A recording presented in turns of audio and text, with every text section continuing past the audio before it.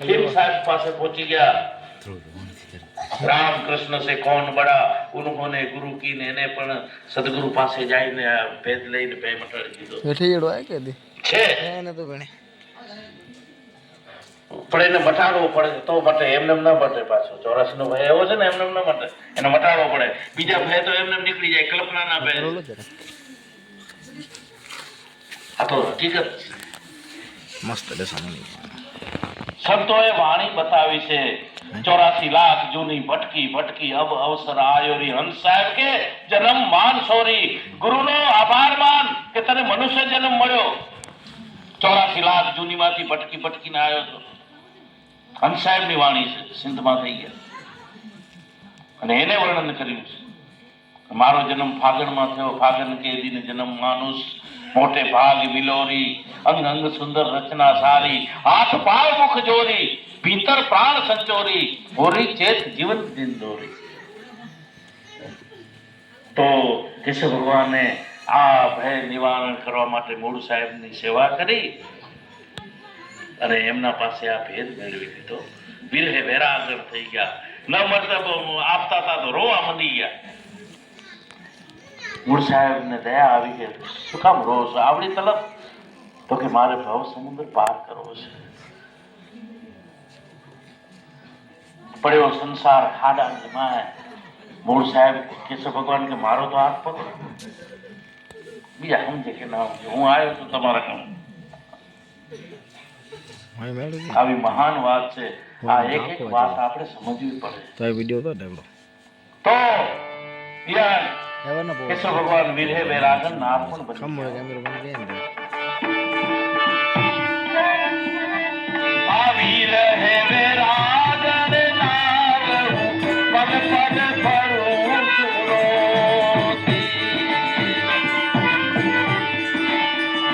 મારા નૈને વહે છે નીલ અપારમ, ગલી ગલીમાં ફરું જોતી રે, ગલી ગલીમાં ફરું જો. માટે તમે જલ્દી આવો, બંધન જોડાવો, જલ્દી આવો, બંધન જોડાવો, જાણી દાસ તમારે રે, આપ બતાવો વાતડિયા.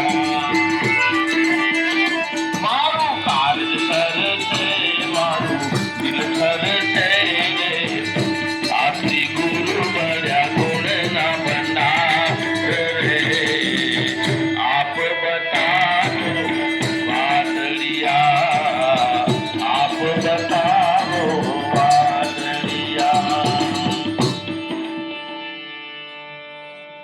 જલ્દી આવો, બંધન છોડાવો, જાણીદાસ તમાર. મારું કારજ સરશે, આ જન્મમાં મારું કારજ સરશે અને મારું દુઃખ દિલ ઠરશે. કારણ કે દુઃખ નીકળી જાય એટલે દિલને આનંદ થાય. વેદોનો પરમ સૂત્ર છે. આ મનુષ્ય જન્મનો ધ્યેય શું, મનુષ્ય જન્મનો હેતુ શું? તો કે અનંત દુઃખોની નિવૃત્તિ. આના પછીના અનંત દુઃખ પડ્યા છે, એમાંથી નિવૃત્તિ અને પરમ આનંદની પ્રાપ્તિ આ મનુષ્ય જન્મનો હેતુ છે.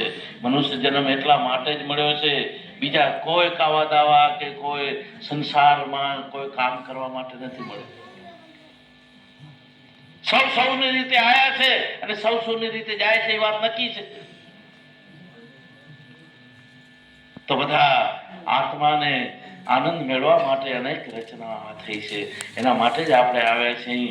આ જન્મમાં જો આ પરમાત્માનું દર્શન થઈ જાય અને એનો આનંદ મળી જાય. મીરાબાઈ કે રોહિદાસ પાસે ગઈ તો મને જન્મ જન્મનો સુખ મળી ગયો, અનંત દુઃખોની નિવૃત્તિ થઈ ગઈ, જન્મ જન્મનું સુખ મળી ગયું.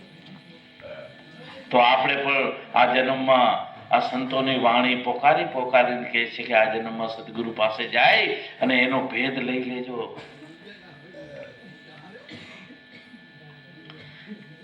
આ બધા દેવલમાં કેશવ ભગવાનના ગુણ ગાયા. શું કામ?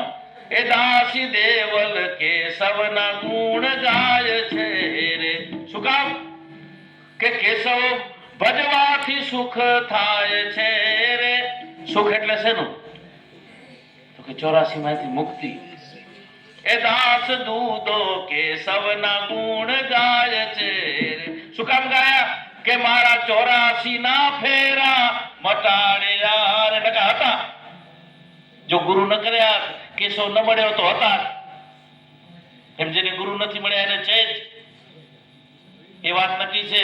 જેની મુજે ભાવ રે રામ ન સમર્યો, આ બેઠા અહીંયા બોલે સોયનર સર્જ્યા કોતા. રામ ન સમર્યો એટલે રામને ઓળખ્યો નહીં. ઓળખાણ ગુરુ પાસે પડી છે, ગુરુ પાસે ગયો નહીં.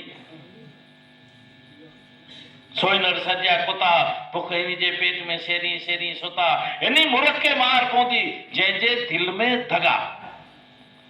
ભાઈ દગો શું કામ શબ્દ વાપર્યો? શું આપણે દગો કર્યો? તો કે આ મનુષ્ય જન્મ લઈ અને એને ઓળખતો નથી ને, મોટામાં મોટો દગો કર્યો. તે વચન દીધું છે, વાણી બોલે છે. હવે વચન આપણે ભૂલી ગયા. વચન સંભાળી વેલા જાડેજા જાગજો, નકા વચન ચૂક્યા 84 માં જાય. તમે પરમાત્માને ગુરુને વચન દીધું છે કે આ જન્મમાં તને ઓળખીશ અને 110 રૂપિયા તારા નામે વાપરીશ. આ બે વચન દીધા છે, આ હરેક દીધા છે. ત્યારે આ માના ગર્ભમાંથી મુક્તિ થઈ છે.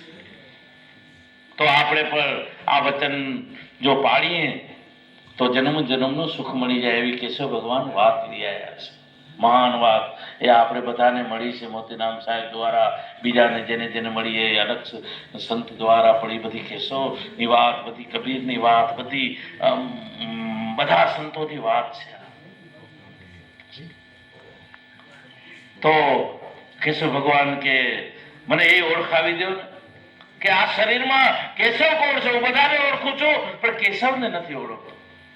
આ છઠે દિવસે ફૂઈએ નામ દીધું એ મને ખબર પડી, પણ અસલમાં હું કોણ છું? કેશવ.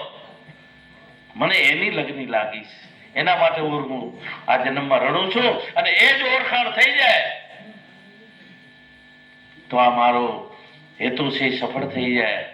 અને તમારા ગામો ગામ ગુણલા ગાઈશ જો આ મને સમજાવી દો તો